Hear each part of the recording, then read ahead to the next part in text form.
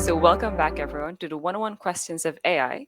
And today we are going to talk about deep learning, but particularly why is there a revolution around it? So, very quickly, Luca is going to walk us through exactly what deep learning is again, just so we can have a refresher. So, Luca? Well, a machine learning technique is essentially an algorithm belonging to the broader category of artificial intelligence, and Mhm. it takes the name from the type of architecture that is at the core of every deep learning model. It's a deep multi-layered structure that extends, if you want, the original structure, neural network structure that was invented by Rosenblatt about 60, 70 years ago. Don't remember exactly the year. Yes, so as I remember, this is the one where it's kind of modeled after how the human brain learns, right? Correct. The human brain has multiple layers, billions of neurons. All these neurons are, clustered in different areas. I'm not a neuroscientist. My sister is, and when she'll listen to me, she will tell me that I talk about things that I don't master, I don't know about. So I will stop here the rant. But yeah, I mean, they say that this architecture of deep learning is neurobiologically motivated. Personally, I don't know. What I know is that it works like a charm, but I don't know if it works so well because it is neurobiologically motivated, or I don't know, because it just leverages billions of data points. Yeah, I don't want to express a personal opinion on that. Okay, perfect. Well, we hope that that was clear enough kind of on what deep learning is. And now we're going to tackle exactly why is there a revolution around deep learning? Because this has been around for quite some time. So why all of this trend and why is the uptake? So you're asking me what enabled the deep learning revolution, or Mhm. is it probably interesting to also understand what are the consequences of this you know this new technology? What do you think we should attack first?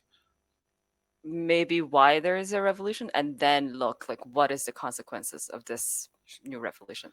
I think you know as every big event, as usual, there's not only one single motivation or one single cause. There are multiple Hmm. causes. First of all, you know 10 years ago, GPUs were invented and were brought to market by Nvidia. This was a big step forward Hmm. towards scalable computation on demand. Hmm. Second, data. With social media, the world actually turned into a gigantic content creation machine. Think about it, all the pictures collected with social Yeah. media apps like Instagram, Facebook, Twitter, all the text that was written, all the videos posted on YouTube. So there is a humongous amount of information that we were lacking 10, 20 years ago. Okay. Okay. So already this is these are two powerful forces, but there are more forces. Okay. Hmm. Certainly there was a lot of push towards systems, intelligent systems that could solve specific problems. So there was the business need, right? And Hmm. researchers, did their job and did their job very well because they invented a new branch of AI called deep learning. And this was, about 6 years ago, 2014, 2013. Perfect. So so the two of the most important components have been the proliferation of like a large amount of data because of how we're using computers now and social Mhm. media and all of this, and then the computing power, right? Because it has evolved and like really gone much faster and much stronger now. So that's how we powered the revolution. So now, what exactly are the consequences? What can we see in the industries? Like what is happening? But what is happening is that deep learning based algorithms and models are beating every single baseline in every single discipline, from medical research, from computer vision, even mathematics. Now we can prove theorems with deep learning approaches. So there are impacts and consequences, and most of them are positive, but others I think are also negatives because now everybody is applying with a blanket rejection of traditional approaches. Everybody is applying a deep learning for every single problem because it's kind of the brute force approach that works well, Mm, works well pretty much all the time. So the consequence from an R&D perspective, especially in my field, which is machine learning and computer vision, is that hmm all the papers need to mention deep learning. Otherwise, they're not accepted in top tier conferences like CVPR or ICCV. But aside from this minor consequence, I think that the broader consequence is that with increasing performance, the mm, applications of these techniques are now going viral. They are widespread and they are opening significant market opportunity for everybody, essentially. that's crazy. So majorly, it's more of a net positive. But you are making the comment that with all of this hype, maybe we're missing some parts of research where, this is not really that essential.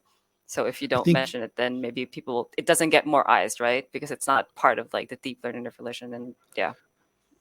the pendulum now is swinging back. I think we Hmm are this is the beginning of the end of phase one, where essentially everybody is talking about deep learning, and now people are starting to, weigh the benefits, the hmm disadvantages, and try to act in a more, let's say, coherent and rational way. So instead of applying it everywhere, people are starting to think, okay, for this problem, deep learning is the solution. For this other problem, maybe a trade-off hmm between a fully deep learning based solution and something that is usually using a shallow approach, which is hmm less expensive.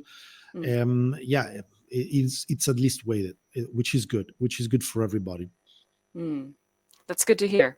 All right. So we hope that that has been very informative. It definitely was informative for me. And if you have any questions, just ping us, comment on the videos, on the episodes, and just let us know. And if you have a question, maybe we'll try to address it if it's interesting enough. So do try your best. Thank you. Thank you, Michelle.